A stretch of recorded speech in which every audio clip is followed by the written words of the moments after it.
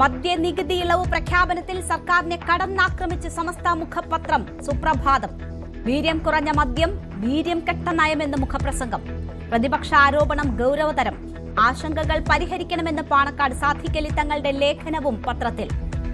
പിറക്കട്ടെ ലഹരി മുക്ത ഗ്രാമങ്ങളെന്ന് തലക്കെട്ട്.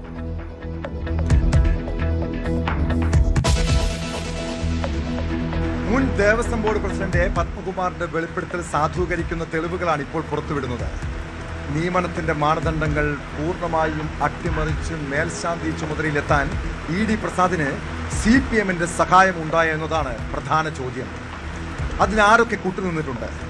ദേവസ്വം അധികൃതരുടെ ഒത്താശ ഉണ്ടായിട്ടുണ്ടോ?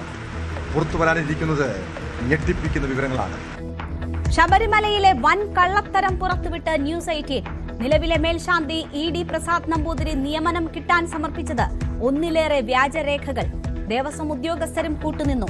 രേഖകളുടെ സാധുത ഒത്തുനോക്കാതെ ദേവസ്വം ബോർഡും. ഉടൻ ഇടപെട്ട് Devaswom board president K. Jayakumar ആക്ഷേപം പരിശോധിക്കും. പുതിയ മേൽശാന്തിയെ നിയമിക്കുമ്പോൾ കൂടുതൽ ജാഗ്രത കാട്ടും.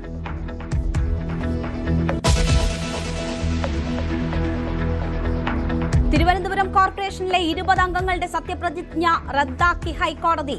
ദൈവങ്ങളുടെ പേരിലെ സത്യപ്രതിജ്ഞയ്ക്ക് സാധുതയില്ല. കാപ്പ കേസിൽ ജയിലിലുള്ള സുഗതനടക്കം 4 ആഴ്ചയ്ക്കകം വീണ്ടും സത്യപ്രതിജ്ഞ ചെയ്യണം. 29-ാം തീയതി കൌൺസിലിൽ സത്യപ്രതിജ്ഞയെന്ന് മേയർ VV രാജേഷ്. അയോഗ്യരായവർ ചേർന്നെടുത്ത കൌൺസിൽ തീരുമാനങ്ങൾ റദ്ദാക്കണമെന്ന് V. Sivankutty.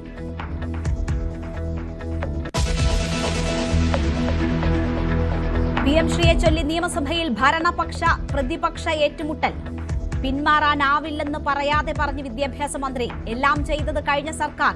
CPI MLA P. പ്രസാദിന് മന്ത്രി M. ഷംസുദ്ദീന്റെ പരിഹാസം.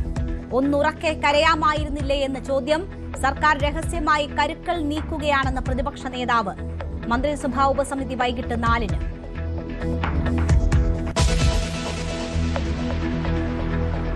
വിശ്വനാഥ് സിൻഹ കേരളത്തിന്റെ പുതിയ ചീഫ് സെക്രട്ടറി. നിയമനം ഈ മാസം 30-ന് ഡോക്ടർ A. ജയതിലക് വിരമിക്കുന്ന ഒഴിവിൽ. തീരുമാനം മന്ത്രിസഭാ യോഗത്തിൽ. ബീഹാർ സ്വദേശിയായ സിൻഹ 1992 ബാച്ച് IAS ഓഫീസർ. പരിഗണിച്ചവരിൽ KR ജ്യോതിലാലും.